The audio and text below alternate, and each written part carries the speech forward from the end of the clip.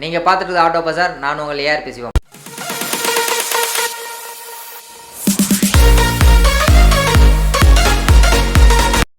நாம் இந்த சீரீஸில் எலக்ட்ரிக் ஆட்டோவை பற்றி பார்த்துட்ருக்கோம். ஆல்மோஸ்ட் எல்லா டாப் பிராண்ட்ஸுமே அவங்களோட எலக்ட்ரிக் ஆட்டோவை லான்ச் பண்ணிட்டாங்க. அதில் அவங்க இன்றைக்கி என்ன லேட்டஸ்ட் டெக்னாலஜி இருக்கோ அதுதான் யூஸ் பண்ணியிருக்காங்க. அவங்க ஃப்யூச்சரில் கண்டிப்பாக அப்கிரேட் பண்ணுவாங்க. இப்போ எல்லா பிராண்ட்ஸுமே லான்ச் பண்ணியிருக்காங்க பார்த்தீங்களா. அந்த எல்லா மாடல்லையுமே பார்த்தீங்கன்னா ஃபாஸ்ட் சார்ஜிங் ஃபஸ்ட்டு கிடையாது. அதேமாரி நம்ம சென்னையிலையும் சரி, தமிழ்நாட்டிலையும் சரி, இவி சார்ஜிங் பாயிண்ட் கொடுத்துருக்காங்கன்னு பார்த்தீங்கன்னா சார்ஜிங் பாயிண்ட் தரல. ஆனால் இது எல்லாமே ஃப்யூச்சரில் வரக்கூடியது. ஃப்யூச்சரில் கண்டிப்பாக எலக்ட்ரிக் ஆட்டோ தான் மார்க்கெட்டை டாமினேட் பண்ணும். அதுக்கு முன்னாடி நம்ம ஒரு சில விஷயம்லாம் இப்போ நம்ம எது பெஸ்ட்டு அப்படின்னு நம்ம தெரிஞ்சுக்கணும், சரிங்களா.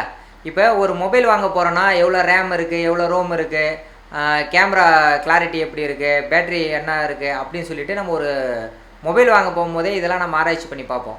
ஆனால் ஒரு ஆட்டோ ரிக்ஷா ஈவியாக மாற்றினதுக்கப்புறம் அந்த எலக்ட்ரிக் ஆட்டோவில் நம்ம எதெல்லாம் கன்சிடர் பண்ணணும்.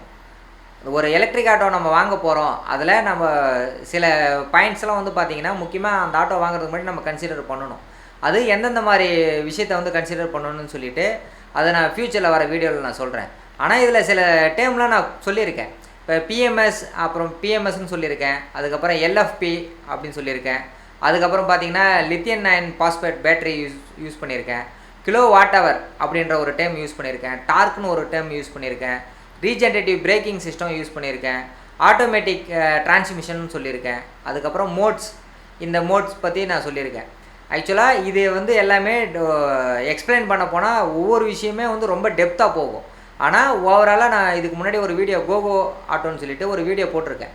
அந்த வீடியோவில் பார்த்தீங்கன்னா இந்த டேர்ம்லாம் என்ன பண்ணுது அப்படின்றத ஒரு சின்னதாக ஒரு ஓவர்வியூ எக்ஸ்ப்ளனேஷன் கொடுத்துருப்பேன்.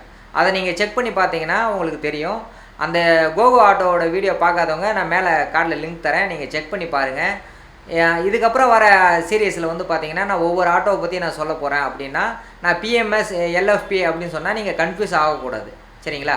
அப்போ நீங்கள் பழைய வீடியோவை பார்த்தீங்க அப்படின்னா எல்எஃப்பினா என்ன, பிஎம்எஸ்னா என்ன, டார்க்னா என்ன, ரீஜென்ரேட்டிவ் பிரேக்கிங்னா என்ன அப்படின்ற ஐடியா உங்களுக்கு கிடைக்கும். அதுக்கப்புறம் இப்போ இருக்கிற பேட்ரி பவர் சில பேர் யோசிக்கலாம், இந்த பேட்ரி பார்த்தீங்கன்னா இப்போ நம்மளுக்கு ரேஞ்ச் ரொம்ப கம்மியாக தான் கொடுக்குறாங்க அப்படின்னு சொல்லிட்டு நம்ம ஒரு விஷயம் இருக்குது. சில மாடல் தான் 200+ ரேஞ்ச் கவர் பண்ணுறாங்க. ஆனால் எல்லா மாடலும் 200+ கவர் பண்ணுறதில்ல. ஆனால் ஃப்யூச்சரில் இது கண்டிப்பாக இன்க்ரீஸ் ஆகும். அதே மாதிரி சென்னையிலையும் சரி, இப்போ தமிழ்நாட்டில், இந்தியாவில் இப்போ ஓவராலாக சார்ஜிங் பாயிண்ட் ஆட்டோ ரிக்ஷாக்குன்னு கிடையாது. இப்போ வர இவி கார்ஸுக்கே பார்த்தீங்கன்னா அங்கங்கே பெட்ரோல் பங்க்கில், அதுவும் சில ரொம்ப லிமிட்டடாக லாங் போகிற பெட்ரோல் பங்க்கில் மட்டும் இவி சார்ஜிங் கொடுத்துருக்காங்க. ஆனால் அந்த இவி சார்ஜிங்கில் ஒரு அட்வான்டேஜ் காருக்கெலாம் என்ன இருக்குது அப்படின்னா ஃபாஸ்ட் சார்ஜிங் கொடுத்துருக்காங்க. ஆட்டோக்கு இன்னும் அந்த மாதிரி ஃபாஸ்ட் சார்ஜிங் வரல. மினிமமே பார்த்துக்கிட்டிங்கன்னா 3.5 to 5 மணி நேரம் சார்ஜிங் தான் எல்லா கம்பெனியும் ப்ரொவைட் பண்ணுறாங்க. இதுக்கப்புறம் ஃப்யூச்சரில் அப்டேட் பண்ணி ஃபாஸ்ட் சார்ஜிங் வந்துச்சுன்னா இன்னும் பெட்டராக இருக்கும். இந்த ஃபாஸ்ட் சார்ஜிங் இல்லாததுனால நம்ம எலக்ட்ரிக் ஆட்டோலாம் வேஸ்ட்டான்னு பார்த்தீங்கன்னா கண்டிப்பாக கிடையாது.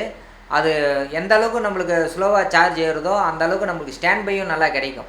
ஃபாஸ்ட் சார்ஜிங்கில் ஃபாஸ்ட்டாக ஏறுது, ஃபாஸ்ட்டாக இறங்கிட்டோன்னு கிடையாது. ஆனால் அதோட டெக்னாலஜி வேறு.